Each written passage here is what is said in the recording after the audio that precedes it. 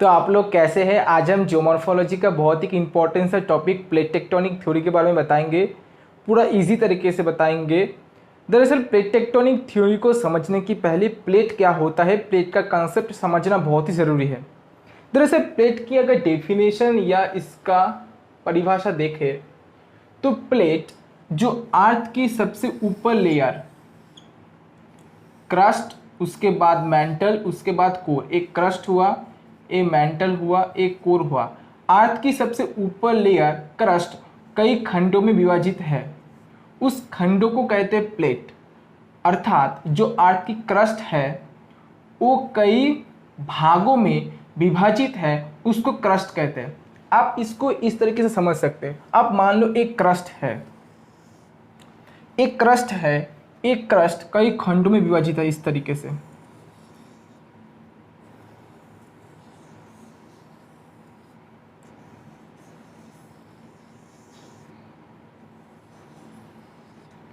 तो ऐसे, तो एक हुआ ए प्लेट, एक ए प्लेट, एक ए प्लेट, दूसरा ए, तीसरा, चौथा ए। तो एक प्लेट हुआ, दूसरा, तीसरा, चौथा। तो अर्थ की जो नीला वाला बॉर्डर है वो अर्थ की क्रस्ट है। क्रस्ट कई खंडों में विभाजित है, इस खंड को कहते हैं प्लेट। तो आप प्लेट की परिभाषा समझें। इसके बाद हम जानेंगे जो प्लेट होता है, प्लेट, ये जो प्लेट होता है ये तैरता है। किसके ऊपर तैरता है? जो एस्थनोस्फीयर है, क्रस्ट और मेंटल के बीच में एक लेयर है जहाँ पर रॉक सेमी लिक्विड स्टेट में है। इस स्थान पर, इस लेयर पर क्रस्ट तैरता है। तो क्रस्ट एस्थनोस्फीयर के ऊपर तैरता है। उसके बाद जो प्लेट होता है, समझना जरूरी होता है, जो प्लेट होता है इसको दो भाग में विभाजित करते हैं। एक तो हुआ कॉन्टिनेंटल प्लेट, एक होता है ओशनिक प्लेट। कॉन्टिनेंटल प्लेट और ओशनिक प्लेट क्यों? क्योंकि अगर मान लो एक प्लेट है, इसके ऊपर लैंड है, तो इसको हम कहेंगे कॉन्टिनेंटल प्लेट। अगर समझो एक प्लेट है, प्लेट के ऊपर ओशन है, तो इसको हम ओशनिक प्लेट कहेंगे।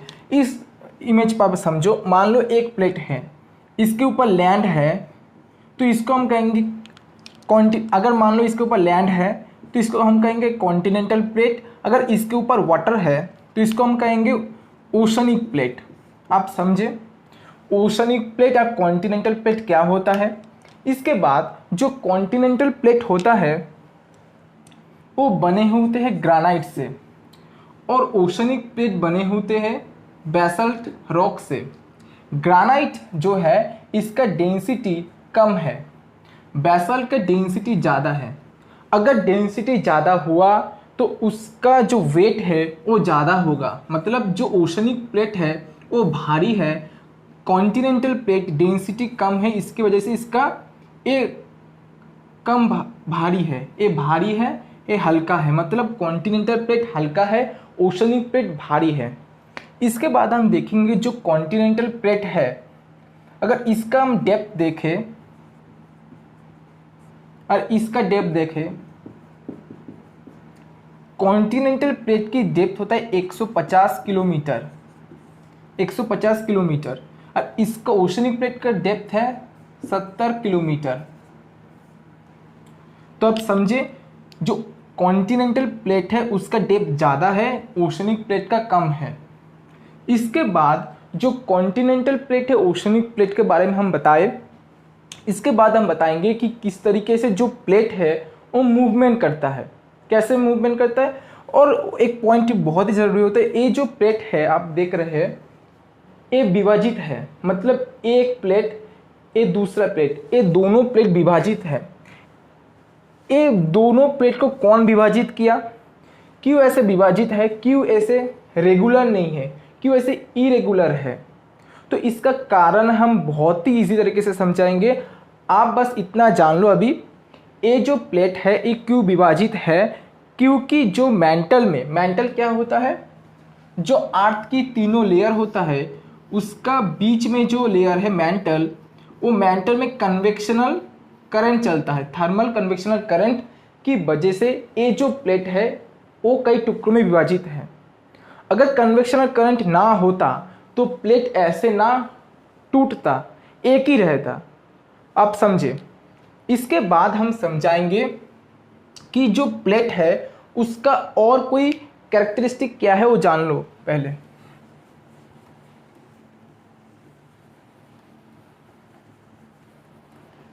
सबसे पहले एक नंबर, मैंने बताया कि प्लेट की एक मूवमेंट होता है, प्लेट मूवमेंट करता है। क्यों मूवमेंट करता है? कन्वेक्शनल करंट की वजह से। प्लेट का दोनों मूवमेंट होता है, एक तो होता है हॉरिजॉन्टली मूवमेंट, एक तो होता है वर्टिकली मूवमेंट।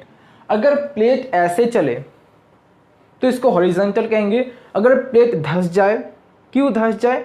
अगर मान लो एक प्लेट है, एक प्लेट है, प्लेट के नीचे जो मैग्मा है वो मैग्मा अगर उस स्थान से हट गया तो प्लेट ऐसे धंस जाएगा, तो ये हुआ डाउनवर्ड मूवमेंट। अगर समझो प्लेट के ऊपर मैग्मा है, मैग्मा की दबाव से प्लेट उठ गया, तो इसको हम कहेंगे वर्टिकली अपवर्ड मूवमेंट। तो प्लेट जो है उसका दोनों मूवमेंट हुआ, एक तो हुआ वर्टिकली अपवर्ड मूवमेंट और वर्टिकली डाउनवर्ड मूवमेंट, और एक और हॉरिजॉन्टल मूवमेंट। प्लेट की दोनों मूवमेंट होता है। इसके बाद प्लेट की मैंने डेप्थ बताया, और ये जो प्लेट है ना, ये मान लो एक प्लेट है, एक प्लेट है, ये दोनों आपस से फॉल्ट लाइन से सेपरेट होता है, अलग होता है। फॉल्ट लाइन क्या होता है? फॉल्ट लाइन समझो, अगर कोई क्रस्टल रॉक है, अगर कोई उसमें क्रस्टल रॉक अगर कोई उसका बीच में अलग हो जाए तो उसको फॉल्ट कहेंगे, अलग हो गया। तो ये जो क्रस्ट की पार्ट है वो फॉल्ट लाइन से अलग है। और मैंने जो पहले वाला जो बताया था, जो उसमें मैंने दिखाया था कि प्लेट मेजर भी हो सकता है, बड़ा भी हो सकता है, छोटा भी हो सकता है, उसके साइज के अनुसार प्लेट को डिवाइड करता है। तो मैंने पूरा बताया कि प्लेट क्या होता है। अब हम बताएंगे कि जो टेक्टोनिक क्या होता है। प्लेट के बारे में आप पूरा समझें, इसके बाद हम बताएंगे टेक्टोनिक क्या होता है। दरअसल टेक्टोनिक के मतलब होता है मूवमेंट। मूवमेंट हुआ, कैसे मूवमेंट हुआ? एक तो हॉरिजॉन्टल मूवमेंट, एक होता है वर्टिकली मूवमेंट। वर्टिकली में भी दो तरीके के, vertically upward movement, vertically downward movement. माने इस तरीके से मैं समझा देता हूं, ऐसे, और ये हॉरिजॉन्टल मूव करता है।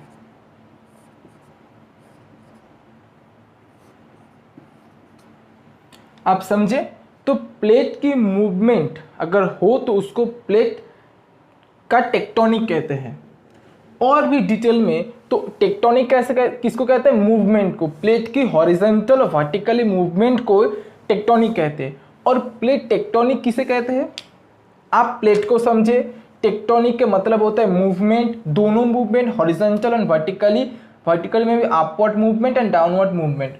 इसके बाद प्लेट टेक्टोनिक का जो पूरा कॉन्सेप्ट है वो हम समझेंगे, मतलब इसका डेफिनेशन।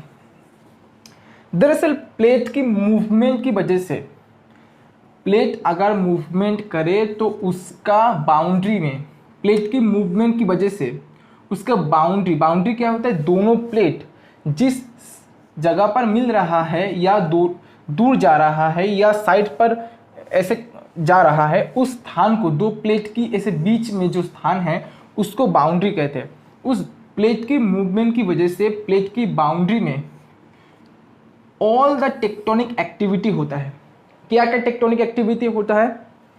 क्या क्या टेक्टोनिक एक्टिविटी होता है? पहला अर्थक्वेक, दूसरा वॉल्केनिक इवेंट, तीसरा रिफ्ट वैली, चौथा मिड ओशनिक रिज, पांचवा सी का फ्लोर होता है।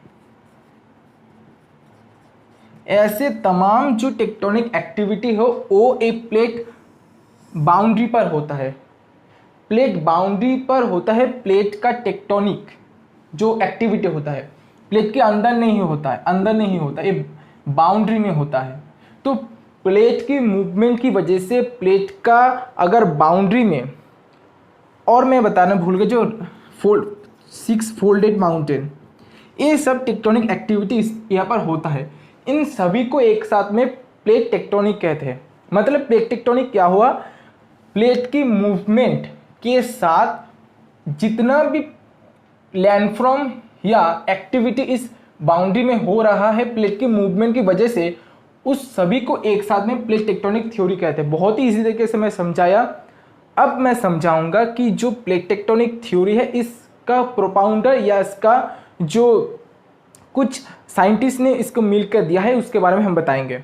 दरअसल जो प्लेट टेक्टोनिक थ्योरी होता है वो पूरा एक्सप्लेन करता है प्लेट की मूवमेंट, और प्लेट की मूवमेंट की वजह से जो प्लेट की बाउंड्री में जितना जो टेक्टोनिक एक्टिविटी होता है उसके बारे में पूरा एक्सप्लेन करता है साइंटिफिक तरीके से।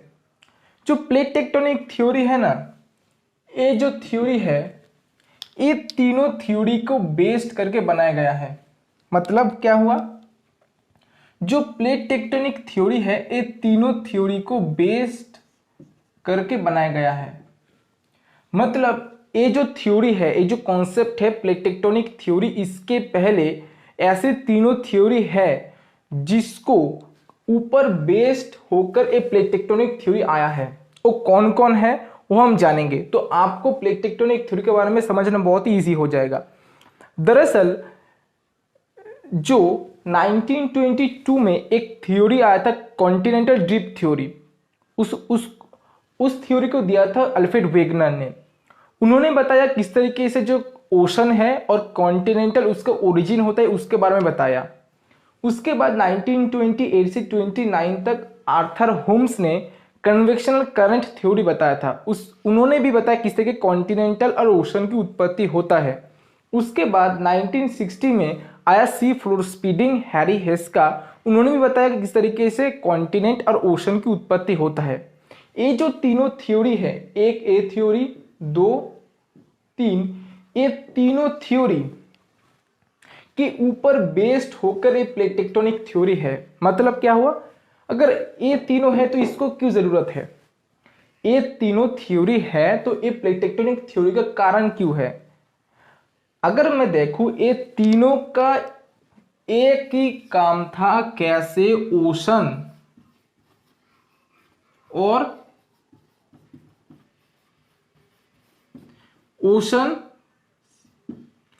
कॉन्टिनेंट ये कैसे उत्पत्ति हुआ इसके बारे में बताना, ये तीनों थ्योरी का काम था। ये तीनों थ्योरी कॉन्टिनेंट और ओशन की उत्पत्ति कैसे हुआ वो साइंटिफिक तरीके से नहीं बता पाया। इसके वजह से ये तीनों थ्योरी को कुछ कुछ भाग लेकर कुछ जो साइंटिस्ट है वो प्लेट टेक्टोनिक थ्योरी दिया है। 1960 तक ये तीनों थ्योरी कैसे कॉन्टिनेंटल और ओशन की उत्पत्ति होता है इसके बारे में व्याख्या ये तीनों थ्योरी देता था। उसके बाद में क्या हुआ, 1965 में सबसे पहले जेटी विल्सन ने प्लेट और प्लेट टेक्टोनिक का जो वर्ड है वो इस्तेमाल किया। उसके बाद 1968 में जो प्लेट टेक्टोनिक थ्योरी है वो पीचो और मार्गन ने बहुत ही डिटेल में इसको बताया। तो जो प्लेट टेक्टोनिक थ्योरी है सबसे पहले 1965 से आया। 1965 में सबसे पहले प्लेट और प्लेट टेक्टोनिक का वर्ड का इस्तेमाल किया गया। उसके बाद 1968 में जो प्लेट टेक्टोनिक है उसका व्याख्या किया, एक्सप्लेन किया पीचो ने और मार्गन ने। तो आप समझे ये जो पीचो एंड मार्गन ये तीनों थ्योरी के ऊपर बेस्ड होकर ये तीनों थ्योरी बताया। मतलब जो प्लेट टेक्टोनिक थ्योरी है वो भी बताते हैं किस तरीके से ocean, continental, folded mountain, rift valley, earthquake, volcanic eruption, ये जितना भी टेक्टोनिक एक्टिविटी है वो किस तरीके से होता है उसका साइंटिफिक ये तीनों नहीं बता पाया। और प्लेट टेक्टोनिक थ्योरी वो सभी टेक्टोनिक एक्टिविटी को साइंटिफिक तरीके से बता पाते हैं क्योंकि प्लेट की मूवमेंट की वजह से, प्लेट का मूवमेंट की वजह से ही सब प्लेट एक्टिविटी होता है प्लेट के बाउंड्री में। तो आप समझे प्लेट टेक्टोनिक थ्योरी का जो कंसेप्ट है और पूरा समझे। प्लेट टेक्टोनिक थ्योरी का कंसेप्ट में ये प्लेट का मूवमेंट की वजह से ही सब जो लैंडफॉर्म है वो तैयार होता है और एक्टिविटी भी होता है। तो अब समझे प्लेट टेक्टोनिक थ्योरी के बारे में, कौन किसने दिया, कैसे प्लेट टेक्टोनिक थ्योरी आया, किसके ऊपर बनाया गया है। प्लेट टेक्टोनिक थ्योरी का जो प्रोपाउंडर है वो एक नहीं है, वो कई साइंटिस्ट मिलकर ये थ्योरी दिया है। और ये जो कॉन्टिनेंटल ड्रिफ्ट थ्योरी है, कन्वेक्शनल करंट थ्योरी है और सी फ्लो स्पीडिंग, ये तीनों के ऊपर इसका हेल्प लेकर ये बनाया गया है। तो अब हम समझाएंगे प्लेट क्यों मूवमेंट करता है और प्लेट क्यों ऐसे, जो क्रस्ट है वो क्यों कई खंडों में विभाजित है, किसने इसको खंड किया, एक क्यों नहीं, इसके बारे में समझाएंगे। अब हम बताएंगे प्लेट क्यों मूवमेंट करता है, प्लेट की मूवमेंट की वजह से क्या होता है। ये इमेज में मैं बताऊंगा। दरअसल ये इमेज में क्या बना है वो जान लो पहले। एक क्रस्ट है, क्रस्ट की पार्ट है जो मैंने बताया था खंडों में विभाजित, एक ओशनिक प्लेट है और एक कॉन्टिनेंटल प्लेट। और ये जो दोनों प्लेट है एस्थेनोस्फीयर के ऊपर तैर रहा है। एस्थेनोस्फीयर जहाँ पर जो रॉक्स है सेमी लिक्विड में है, प्लेट एस्थेनोस्फीयर के ऊपर तैर रहा है, मैंने बताया था। इसके बाद हम बताएंगे कि जो प्लेट है वो क्यों मूवमेंट करता है।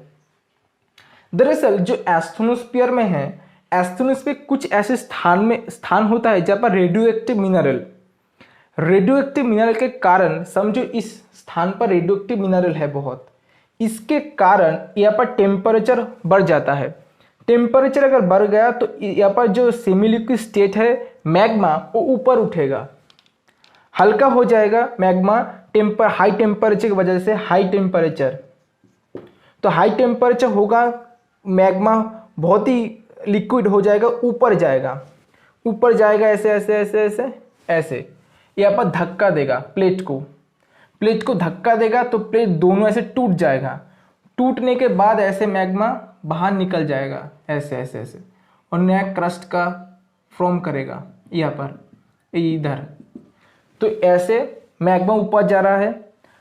अब समझो यहाँ पर पानी है, ए पानी के अंदर इसका ए फ्लोर है, ओशन का फ्लोर है, इसके ऊपर पानी है, मतलब ए पानी का सबसे ऊपर वाला सी लेवल है और ये फ्लोर है। तो ऐसे मैग्मा जाएगा तो एक समय क्या हो, इस पानी की वजह से ये सॉलिड हो जाएगा, ये प्लेट ऐसे फिर से ब्लॉक हो जाएगा। तो क्या होगा, जो करंट है, कन्वेक्शन करंट ऊपर जा रहा है, वो ऊपर नहीं जा पाएगा, वो ऐसे मुड़ जाएगा दोनों तरीके से, ऐसे हो जाएगा, इधर एक जाएगा, इधर एक गया तो इधर देखो इसका नीचे नीचे जा रहा है। अगर इसका नीचे नीचे जा रहा है तो इस प्लेट को इधर धक्का देगा। अगर इधर जा रहा है जो कन्वेक्शनल करंट, तो प्लेट को इधर ए ले जाएगा। अगर प्लेट को ए इधर ले गया तो कहीं पे ना कहीं पे एक प्लेट के साथ टक्कर होगा। अगर जो प्लेट भारी है, मैंने बताया ये ओशनिक प्लेट है, ये भारी है, इसलिए कॉन्टिनेंटल प्लेट हल्का है। हल्का प्लेट के नीचे जो भारी प्लेट है वो घुस गया ऐसे टक्कर की वजह से। अगर समझो ये है कॉन्टिनेंटल प्लेट, ये ओशनिक प्लेट, इसका आमने सामने टक्कर की वजह से जो ओशनिक प्लेट है वो घुस जाएगा। अगर ऐसे घुस गया एस्थेनोस्फीयर में, तो एस्थेनोस्फीयर में टेम्परेचर बहुत ही ज़्यादा है, 1000 डिग्री सेंटीग्रेड।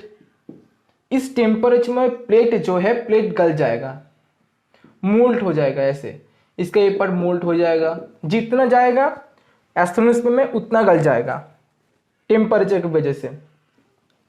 तो अब समझे तो कैसे, जो अब मैं बताऊंगा, जो एस्थेनोस्फीयर में मोल्ट हो गया, फिर से मैग्मा बन गया। मैग्मा क्या चाहेगा, ऊपर उठना चाहेगा, नहीं उठ पाएगा क्योंकि बहुत ही एक माउंटेन है, माउंटेन को तोड़ नहीं पाएगा। तो क्या करेगा, फिर से ये नीचे नीचे ऐसे इधर आएगा, फिर से आकर फिर इधर गर्म होगा, फिर ऊपर जाएगा, फिर ऐसे मुड़ेगा, फिर ऐसे गलेगा, फिर ऐसे उतरेगा, फिर इधर जाएगा। एक सेल तैयारी हुआ, एक सेल का निर्माण हुआ। इस सेल को इधर एक गया, इधर इधर इधर, ये जो सेल हुआ इसको कहते हैं कन्वेक्शनल करंट। इस कन्वेक्शनल करंट की वजह से प्लेट का मूवमेंट हुआ। एक तो हुआ दोनों प्लेट आपस से दूर चला गया ऐसे, इसको कहते हैं डाइवर्जेंट प्लेट बाउंड्री, जिधर दो प्लेट आपस से दूर चला गया कन्वेक्शनल करंट की वजह से। और एक क्या हुआ, जो दोनों प्लेट आपस में ऐसा ऐसा टकरा रहा है, ये दोनों प्लेट ऐसे, तो इसको हम कहेंगे, क्या कहेंगे, कन्वर्जेंट प्लेट बाउंड्री। कन्वर्जेंट मतलब जहां पर डिस्ट्रैक्ट हो रहा है, यहाँ पर एक प्लेट इसका ध्वंस हो रहा है, मतलब एक गल रहा है, इसका विनाश हो रहा है, तो इसको विनाशी प्लेट किनारा कहते हैं, जिसको डिस्ट्रक्टिव कहते हैं, डिस्ट्रक्टिव प्लेट बाउंड्री और कन्वर्जेंट प्लेट बाउंड्री। और इसको कहते हैं, इधर प्लेट का निर्माण हो रहा है इसलिए इसको कहते हैं कंस्ट्रक्टिव प्लेट बाउंड्री, इसलिए इसको कंस्ट्रक्टिव प्लेट बाउंड्री कहते हैं। और इधर को कहते हैं डाइवर्जेंट, दोनों प्लेट आपस से दूर जा रहा है इसलिए डाइवर्जेंट। कंस्ट्रक्टिव की यहाँ पर प्लेट का, ओशनिक प्लेट का निर्माण हो रहा है, इसको कहते हैं कंस्ट्रक्टिव प्लेट मार्जिन, इसको destructive plate margin, divergent plate margin, convergent plate margin. मैंने पूरा डिटेल से बताया, बहुत ही इसी तरीके से प्लेट टेक्टोनिक थ्योरी के बारे में बताया। अगर आपका ये वीडियो अच्छा लगे लाइक कीजिए, सब्सक्राइब कीजिए और अपने दोस्तों के बीच में शेयर कीजिए जिसको वीडियो बहुत ही ज़रूरत है। Thank you.